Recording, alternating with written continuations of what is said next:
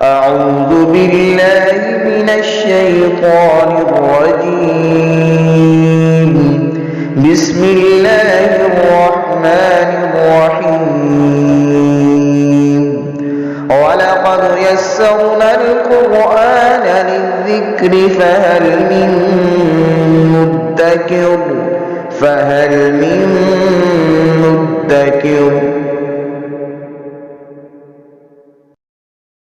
بسم اللہ الرحمن الرحیم. سورہ آل عمران 137 نمبر آیہ مبارکہ سے پڑھیں گے. اعوذ باللہ من الشیطان الرجیم. بسم اللہ الرحمن الرحیم. قد خلت من قبلکم سنن فسیروا فی الارض فانظروا کیف کان عاقبۃ المکذبین. غزوہ احد کا ذکر ہم نے پڑھا. اہل ایمان کو غزوہ احد میں نقصان اٹھانا پڑا تو بہت سارے لوگ پریشان ہو گئے اور غمزدہ ہو گئے. کتنے لوگ جام شہادت نوش کر گئے. اس کی وجہ سے انہیں پریشانی ہوئی. اللہ تعالیٰ نے انہیں حوصلہ عطا فرمایا. کچھ اصول ہیں اللہ کریم نے انہیں متعین فرمایا. وہ مقرر اصول ہیں اور وہ دنیا میں چلتے ہیں. صرف اس وجہ سے کہ ہم لا الہ الا اللہ محمد الرسول اللہ پڑھ لیں اور ہم کہیں کہ اب ہر طرح کی فتح ہماری جھولی میں آئے اور ہم ظاہری اسباب میں بھی اگر کوتاہی کریں تو اس کا نقصان نہ ہو، تو ایسا نہیں ہے. غزوہ احد میں نبی کریم صلی اللہ علیہ وآلہ وسلم کی اطاعت بعض لوگوں نے چھوڑی اور حضور علیہ الصلاۃ والسلام نے جہاں لوگوں کو مقرر کیا تھا وہاں کمزوری دکھائی، اس کا نقصان اٹھانا پڑا. تو اس سے سبق دیا گیا کہ اصل میں کامیابی اللہ اور اس کے رسول کی اطاعت میں ہے. وہاں پھر انسان کو نقصان بھی نہیں اٹھانا پڑتا. اور یہ کمی بیشی، فتح اور شکست، یہ چلتا آ رہا ہے سسٹم، اور یہ طریقے دنیا میں پہلے بھی اسی طرح رائج تھے. قد خلت من قبلکم سنن، تم سے پہلے بھی اس طرح کے طریقے گزر چکے ہیں. فسیروا فی الارض، زمین میں سیر کرو. فانظروا، اور دیکھو. کیف کان عاقبۃ المکذبین، کہ جو جٹلانے والے تھے ان کا انجام کیا ہوا تھا. آج تھوڑا سا آپ کو نقصان پہنچا ہے، کافروں کو اگرچہ تھوڑا سا فائدہ ہوا ظاہری طور پر، لیکن انجام کس کا ہوگا؟ اہل ایمان کا ہوگا. جٹلانے والے کافر، اللہ کے نافرمان، آخر کار وہ نقصان ہی اٹھاتے ہیں. اور یہاں پر سیر کرنے کا بھی حکم دیا گیا کہ دیکھو، زمین میں چلو اور دیکھو کتنے بڑے بڑے لوگ، بڑے بڑے بادشاہ، بڑی بڑی قومیں اس دنیا میں آئیں، چلی گئیں، ان کا انجام کیا ہوا.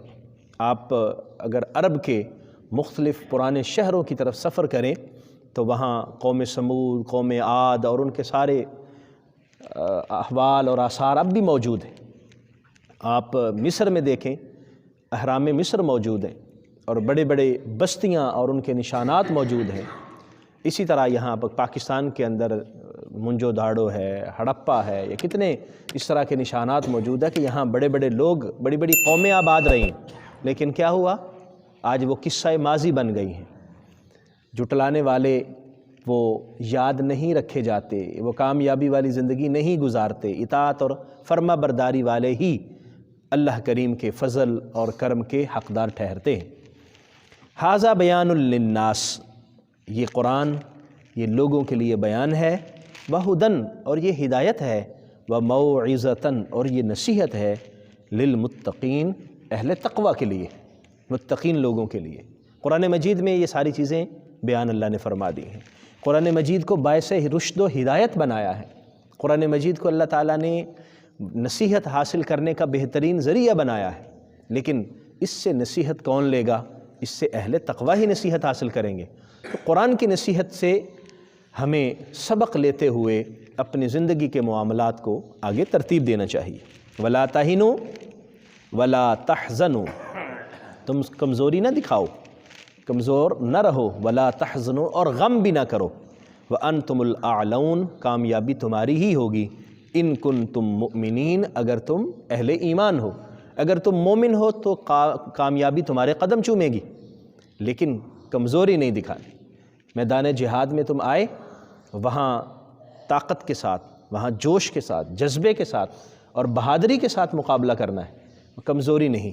اور پھر جو ہوا وہ غم بھی نہ کریں، کیوں؟ جو نقصان ہوا، اہل ایمان اس دنیا سے رخصت ہوئے، اللہ نے ان کو شہادت کی موت عطا فرمائی، اور جو زندہ ہیں وہ غازی کہلائے، نقصان تو کسی صورت میں بھی نہیں ہوا۔ اس لیے تم یہ غم نہ کرو کہ ہمارے کتنے اہل ایمان اس دنیا سے پردہ کر گئے اور شہید ہو گئے، نہیں، بس تم اپنے قدم مضبوط کرو، اپنی طاقت کو مضبوط بناؤ، اور اس پر غم زدہ ہونے کی ضرورت نہیں ہے۔ ان یمسسکم قرح فقد مس القوم قرح مثلہ، اگر تمہیں تکلیف پہنچی ہے تو قوم کو اس کی مثل تکلیف پہنچ چکی ہے۔ یعنی اگر غزوہ احد میں آپ لوگوں کا نقصان ہوا ہے تو غزوہ بدر میں ان کا نقصان ہو چکا ہے، پہلے وہ نقصان اٹھا چکے ہیں، اب تمہارا نقصان ہوا ہے۔ یہ سلسلہ چلتا رہتا ہے کمی بیشی، اس کا یہ مطلب نہیں ہے کہ اگر اللہ تبارک و تعالی ہمیں فتح دے تو ہم خوش ہوں، اور اگر کہیں ہمارا امتحان اگر لے لیا جائے تو ہم ناراض ہو جائیں اور ہم کہیں کہ ہم جو ہے وہ شکست میں آ گئے اور اللہ جو ہے وہ ہم پر فضل نہیں فرما رہا۔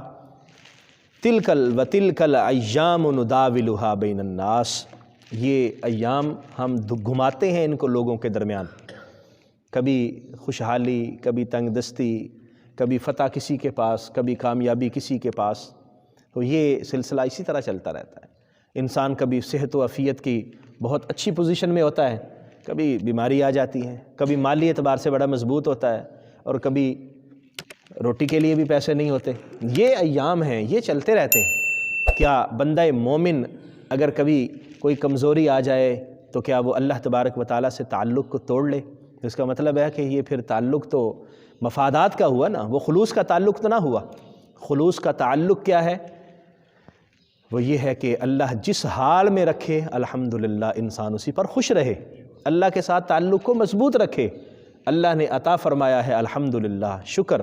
اللہ نے اگر روکا ہے تو وہ انسان کے صبر کا امتحان ہے، انسان اس پر حوصلہ کرے۔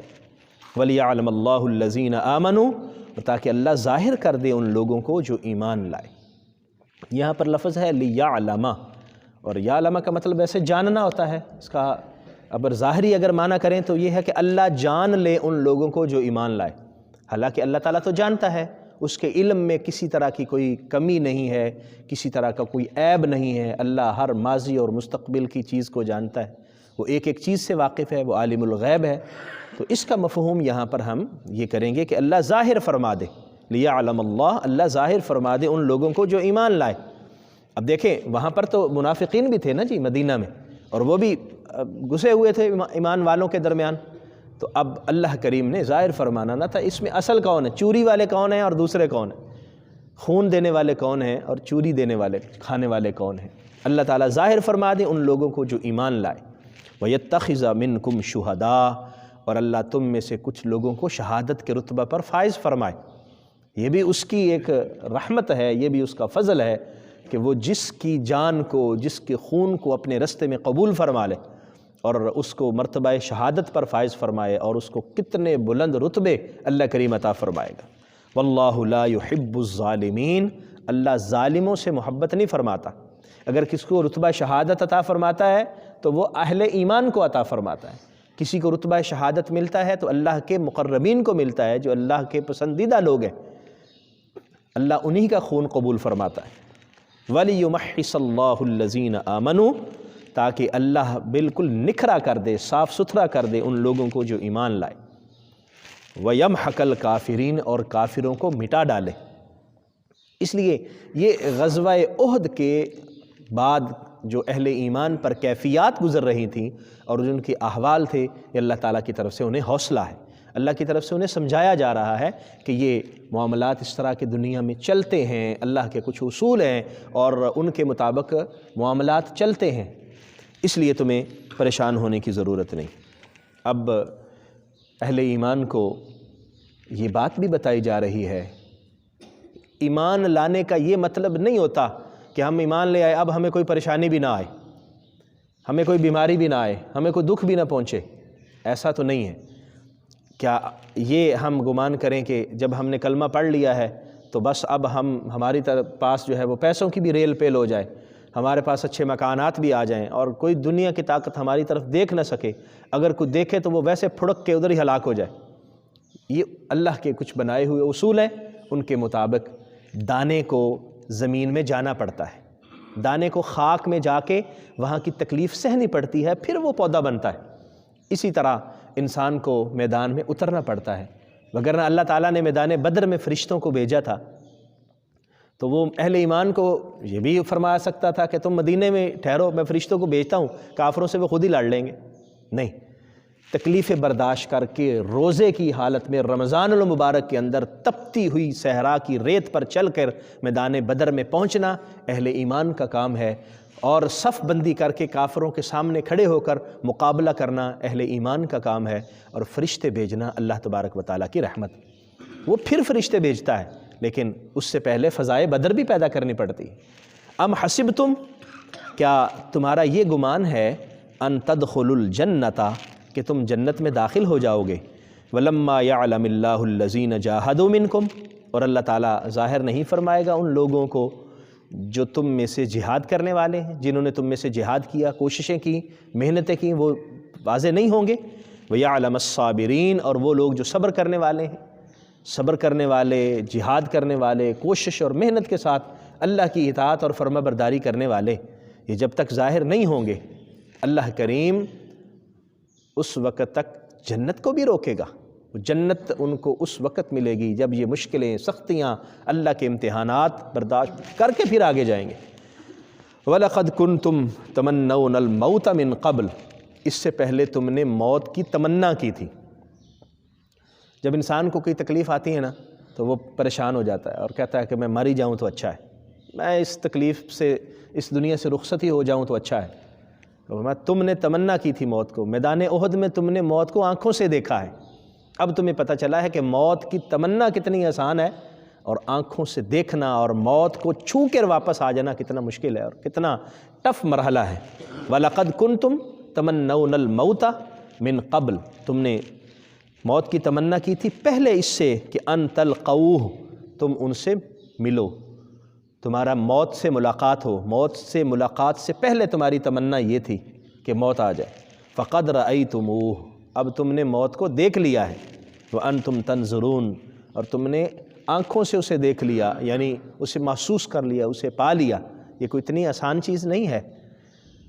انسان اللہ کا فرما بردار بن کے رہے، یہ اس کی سب سے بڑی اللہ کی نعمت ہے۔ باقی مسئلے، مسائل، کمیاں، بیشیاں، مشکلات، پریشانیاں یہ زندگی کا حصہ ہوتی ہیں۔ تو یہاں ان آیات مقدسہ میں اہل ایمان کو یہ سمجھایا گیا کہ اللہ تعالیٰ کے کچھ اصول ہیں، کچھ اللہ تبارک و تعالیٰ نے قوانین کائنات کے اٹل حقیقت اور قوانین بنائے ہوئے ہیں جو اصول کے مطابق چل رہے ہیں۔ اس لیے ہمیں ان اصول کو اپناتے ہوئے سمجھنا چاہیے اور حقیقت کو واضح رکھنا چاہیے اور حقیقت کو اپنی نگاہ میں رکھنا چاہیے۔ اس لیے آج کے دور میں اہل ایمان کو چاہیے کہ وہ علم حاصل کریں، ترقی کریں، عروج حاصل کریں، اور دنیا میں اہل ایمان بن کے اللہ کریم جل مجدہ کے احکام کو فالو کرنے کی کوشش کریں۔ ایسا نہیں ہے کہ ہم مسلمان ہیں اور بس ہم مسلمان ہیں، کلمہ پڑھنے والے ہیں تو ہم دنیا سے آگے نکل جائیں گے، ایسا اصول نہیں۔ اس کے لیے محنت کرنا پڑتی ہے، اس کے لیے کوشش کرنا پڑتی ہے۔ آج آپ دنیا میں دیکھیں جو لوگ ترقی یافتہ ہیں وہ کوشش کر رہے ہیں، وہ محنت کر رہے ہیں۔ تو فرمایا یہ طریقہ کار ہے۔ اگر آج ہم زوال میں ہیں اہل ایمان تو اس میں ہماری کوتاہیاں ہیں۔ کل ہم جب عروج میں تھے اس وقت ہم نے سائنس اور ٹیکنالوجی کے اندر اور علم کے اندر اور ہر چیز کے اندر ایک ترقی حاصل کی ہوئی تھی، اللہ نے ہمارا پلہ بھاری رکھا۔ آج ہم کمزور ہوئے، اخلاقیات کے اعتبار سے بھی، علم کے اعتبار سے بھی، اور ہر اعتبار سے ہمارے حکمرانوں نے پیسے کو ہی اپنا سارا کچھ سمجھ لیا، اور دنیا کے اندر ہم اسی چیز میں مصروف ہو گئے، عیاشی اور سہولتیں اور آرام، اور اصل چیز چھوڑ دی، تو ناکامی ہمارے سامنے ہے۔ آئیے پھر سے ہم دوبارہ اٹھیں اور اس اصول کو اپنائیں جو اللہ تبارک و تعالیٰ نے ہمارے لیے معین فرمایا ہے کہ خدا نے آج تک اس قوم کی حالت نہیں بدلی، نہ ہو خیال جس کو آپ اپنی حالت کے بدلنے کا۔ اللہ کریم ہمیں توفیق عطا فرمائے، آمین۔ وآخر دعوایا ان الحمد للہ رب العالمین۔